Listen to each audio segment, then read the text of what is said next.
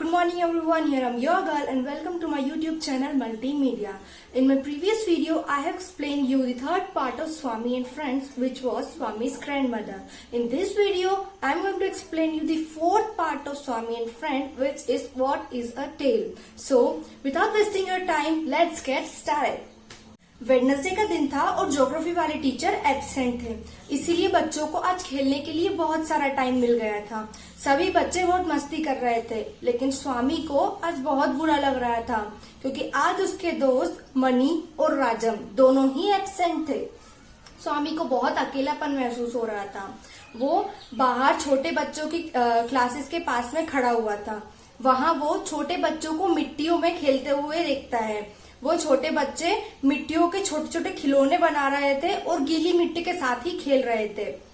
ये सब देखकर स्वामी अपने मन में ही सोचता है कि इन बच्चों को स्कूल में आने की क्या जरूरत है, ये सारी चीजें तो ये स्कूल में भी कर सकते हैं, जबकि स्कूल तो सीरियस चीजों के लिए होता है। यानी कि स्कूल सीरियस चीजें मतलब geography, history, maths, arithmetic, English, इन सब चीजों के लिए स्कूल होता है। तो इन बच्चों को तो स्कूल आना ही नहीं चाहिए। फिर वो आगे देखता है कि कुछ बच्चे बहुत ज्यादा मस्ती कर रहे हैं। वो तमिल के अल्फाबेट्स को बार बार रिपीट पे रिपीट करे जा रहे हैं। ये सब देखकर स्वामी अपने कानों पर हाथ लगा लेता है और वो सोचता है कि इन सब बच्चों के बीच में, इतने शोर शराबे के बीच में टीचर रुक कैसे जाते हैं। टीचर को तो इन बच्चों पर बहुत ही गुस्सा आता होगा और वो वहां से निकल जाता है। ऊपर के फ्लोर पर सेकेंड और थर्ड क्लास के बच्चे पढ़ते थे। वहां सेकेंड और थर्ड क्लास लगती थी। उन बच्चों को देखने के लिए स्वामी बहुत ज्यादा एक्साइटेड था। वो ऊपर जाने ही लगता है कि वो मन में सोचता है अगर ऊपर हेडमास्टर हुए तो डांट पिट सकती है, और तभी उसे हेडमास्टर के जूतों की आवाज सुनाई देती है और वो वहां से निकलकर ग्राउंड में चले जाता है। ग्राउंड में वो देखता है कि उसके सभी फ्रेंड्स एक साथ झुंड में बैठकर इमली के पेड़ के नीचे खेल रहे थे और स्वामी को ये सब देखकर बहुत बुरा लगता है क्योंकि अब उसे सारे फ्रेंड्स इग्नोर करने लगे थे। इग्नोरेंस की वजह से उसे बहुत ही अकेलापन महसूस हो रहा था और उसे राजम और मणि की याद आ रही थी।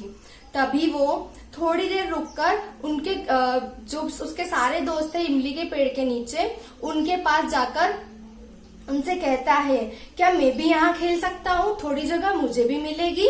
लेकिन कोई भी जवाब नहीं देता, सब उसे इग्नोर कर देते हैं। वो थोड़ी देर रुकता है और फिर से कहता है, अच्छा मेरी बारी कब आएगी? तभी पी कहता है, पी यानी कि सैम्यूल कहता है, हम लोग तुझे नहीं खिलाएंगे, वैसे भी यहाँ कुछ लोग पूंछ होने का काम बहुत अच्छे से करते हैं। तभी सोमू कहता है, पूंछ? तो सैम्यूल कहता है, सैम्यूल यानी पी कहता है, अरे तू क्यों टेंशन ले रहा है, मैंने तुझे थोड़ी ना कहा। तुझे पता है पूंछ मतलब क्या होता है? पूंछ मतलब एक पतली लंबी सी चीज जो कुत्ते के पीछे लटकती रहती है। ये सब चीजें सुनकर स्वामी को बहुत बुरा लगा। उसके मन में बहुत सारे सवाल खड़े हो चुके थे। वो पूछना चाहता था कि तभी बेल बज गई और सभी बच्चे क्लास में चले गए। सभी बच्चे क्लास में जाके बैठते हैं, स्वामी भी बैठ जाता है। इंग्लिश का पीरियड चलता है। टीचर पढ़ा ही रहे थे कि स्वामी को कुछ भी समझ नहीं आ रहा था। सारी चीजें उसके सर के ऊपर से जा रही थी क्योंकि आज उसे बहुत ही बुरा लग रहा था। वो बहुत उदास, अकेलापन सा महसूस कर रहा था। उसके मन में वो सारी चीजें चल रही थी जो सोमू, शंकर, पी ने उसे कही थी। और छुट्टी होने के बाद वो निकल पड़ता है। वो अकेले ही घर जा रहा होता है कि वो आगे देखता है कि शंकर जा रहा है, और वो शंकर नहीं, सोमू जा रहा है। वो आगे ही देखता है कि सोमू आगे जा रहा है। वह बहुत ही दर्द भरी आवाज में कहता है, सोमू सोमू रुको। तो सोमू वहां नहीं रुकता है। फिर वह वहां पर जाकर उसके सभी दोस्तों से पूछता है, स्वामी जाकर पूछता है कि तुम लोगों को क्या हुआ है, तुम मुझसे ठीक से बात क्यों नहीं कर रहे हो? तभी सोमू कहता है, कुछ खास तो नहीं हुआ है, लेकिन हाँ तुम जरूर बदल चुके हो।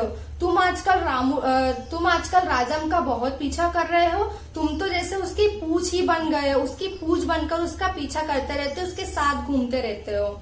ये चीजें सुनकर स्वामी तो जैसे उसको लग रहा था कि वो किसी सपने में ही है, क्योंकि ये सारी बातें उसने कभी नहीं सुनी। उसे ये सब कुछ सुनकर बहुत बुरा लगा, क्योंकि सोमू, शंकर, मणि और पी यानी सैम्यूल उसके बहुत पुराने दोस्त थे, और अगर यही दोस्त उसे इग्नोर करने लगे तो इसे बहुत बुरा लगा और वो वहां से चल देता है। घर पहुंचते ही वो अपना कोट, टाई, बेल्ट, शू, केप सब निकालकर अपनी टेबल पे फेंक देता है और कोल्ड कॉफी उठाकर अपने दरवाजे के पास बैठ जाता है। वहीं पर एक नाली थी, वो उस नाली को बहुत ही गौर से देखता है। वहां पर से बहुत सारा पानी गुजर रहा था। उसी नाली के पानी में बहुत से कागज के टुकड़े, लकड़ी, पत्ते और एक टिन का टुकड़ा जा रहा था। उस टिन को टुकड़े को देखकर स्वामी को बहुत अच्छा लगा। वो उस टुकड़े को उठाने ही वाला था कि उसे एक पेपर का टुकड़ा दिखा। उसने उस पेपर को टुकड़े को उठाया और उसकी छोटी सी नाव बना ली। वहीं उसे एक चींटी दिखी, उसने उस नाव में उस चींटी को रख लिया और उसे नाली में बहा दिया। वह कुछ देर देखता है, नाव बहुत अच्छे से तैर रही थी। आगे ही जाकर वह एक पत्थर में अड़ जाती है। पत्थर यानी स्टोन, वो वहां पर जाकर अड़ जाती है और नाव भीग भी जाती है और चींटी भी वहां पता नहीं कहाँ गुम हो जाती है। वो चींटी को बहुत ढूंढता है लेकिन उसे नहीं मिलती। तब वो सोचता है कि मैं उस चींटी को बचा सकता था। फिर वो जमीन पे से थोड़ी सी मिट्टी उठाता है और चींटी की आत्मा की शांति के लिए थोड़ी सी प्रे करता है। अब अगले दिन स्वामी स्कूल पहुंचता है और फिर वही चीज, उसके फ्रेंड्स उसे बहुत ज्यादा इग्नोर करने लगे थे।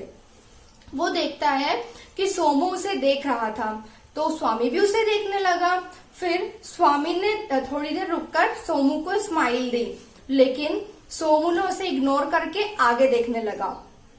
तो यह चीज स्वामी को बहुत ज्यादा बुरी लगी। उसे फिर सोचने में आया कि राजम में ऐसा क्या बुरा है कि मैं उससे दोस्ती कर रहा हूँ तो ये लोग मुझसे दूर हो रहे हैं, जबकि ये तो मेरे बहुत ही पुराने दोस्त हैं।